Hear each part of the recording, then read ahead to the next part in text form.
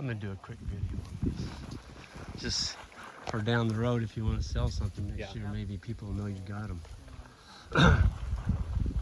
Good day, folks. This is Greg Judy, Green Pastures Farm. Today I'm in South Missouri, and we're looking at a Kinko crossed with Spanish. And these goats, he's got sheep and goats both in here. And he's got guardian dogs. And you can see a lot of Cerci Lespedeza in here. And it's definitely taken a hit. There's not much else in here but Cerci Lespedeza and a little bit of broom sedge. He bent that sumac bush over just a minute ago, and within a couple hours there won't be a leaf left on it. He's got 3 guardian dogs in here. We've got some shade down here. I was going to take you a little closer. You can see the hair sheep. This is pretty much all timber. There's just this pasture is here on top. It circles around the top here. And good, like he was saying, it's not much good for cow pasture, but it's really good sheep and goat pasture.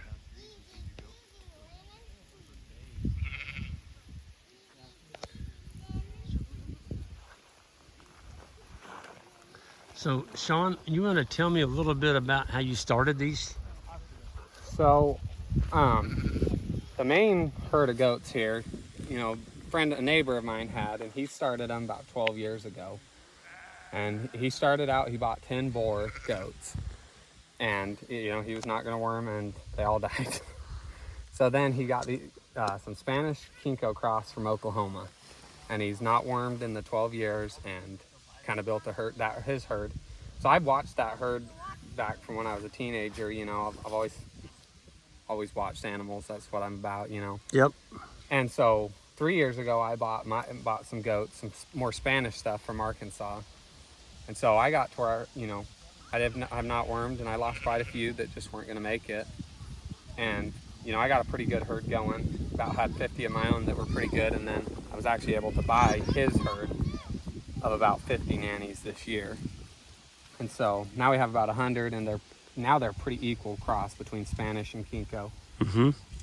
And, you know, we're just gonna You've never wormed Never them. wormed. You know, we don't worm the sheep. We don't worm the cows. I've never bought wormer.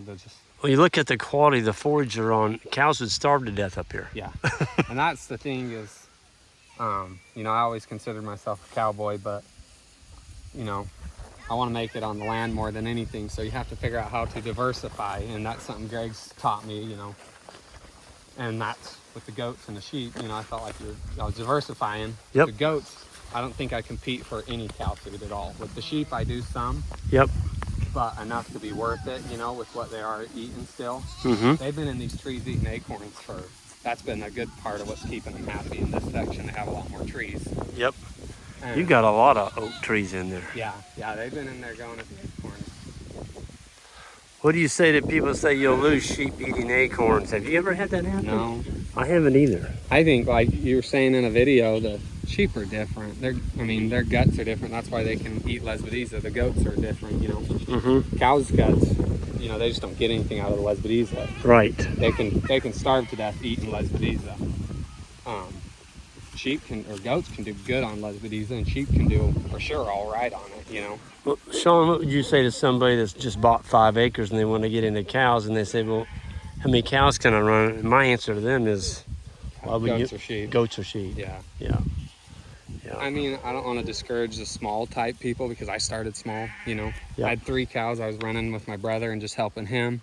And then, you know, my first group of cows I was 14, you know, so still fairly small. Yep. You got to start small. Right. But people that just kind of plan on running just a couple head, you just make way more money. It'll be more enjoyable to just go with sheep or goats. What about your kids? Yeah. I mean they're not not that worries of that. I mean, if Clint can catch one of those, he'll ride them. And they get to where they don't let him catch them. The goats or the sheep? Both. Both. It doesn't matter. Yeah, it doesn't matter. Whatever he can grab a hold Sneak of. up on one while it's laying down. He'll get on and ride it. But yeah, you know, I'm not trying to discourage the people that want to start small, but Right. you know, for a small operation, they make so much more sense. Yep. I And mean, you get a batch of doubles, yeah. you know. I mean, we've had some triplets. Yeah. Well, you know, most people when they buy land, especially in a more arid, you might say overgrown status or neglected, Yeah. this is what you're going to start with. Yeah. And you put cows down here, you're in trouble. So deer hunters had this for about 20 years, deer hunting it. Okay. And they let it grow up. I mean, we had to go over it twice with a 15-foot batwing bush hog with a 1,000 RPM PTO, and we just beat. I mean, it was so thick, you couldn't see your tractor a ways off. I mean, just buried you in sumac. You couldn't tell it today. Had to go over it twice to get it finally down, and that's been 3 years. Wow. So this year will be the first year we have brush hog this field, but we brought the sheep and goats in here to do the job. Yep. Well, they all look pretty healthy to me. I mean, for being in a drought, I didn't see anything that looked like it was going to fall over and die. And they actually are packing good weight. Yeah. We've had, with the sheep, we've had a lot of with that being out of sync breeding, we've had some babies here this summer. Yep. And that's definitely pulled the moms down here in August, having babies with it being just so hot. Yep. So we're definitely going to get back on a more organized breeding, because, you know, buying them, when we bought that herd, it was just really, the rams had been turned out, and that was that. Yeah, they lambed, they kidded and lambed when they did. Yeah. So we've got that back, and, you know, this next spring we'll have everything on the same page. Yep. What do you think about somebody that has young kids and they're thinking about going to the country, raise their kids in the country? What would you suggest? It's the best thing. I mean, I can't imagine anything. Is your son like going with you when you move the cow? Every day. Yep. It is very rare when he doesn't want to come. Yep. You got 2 young girls that are coming in his footsteps too. Yeah, and they feel left out because they don't get to come too much. But he's getting where he'll open gates, so it makes me. Oh, I mean, yeah. It's a plus to bring him. He's getting a job then. Yep. Yep. And he's just 5, right? Yeah. Yeah. You're starting him out the right age. He's gonna come right on then.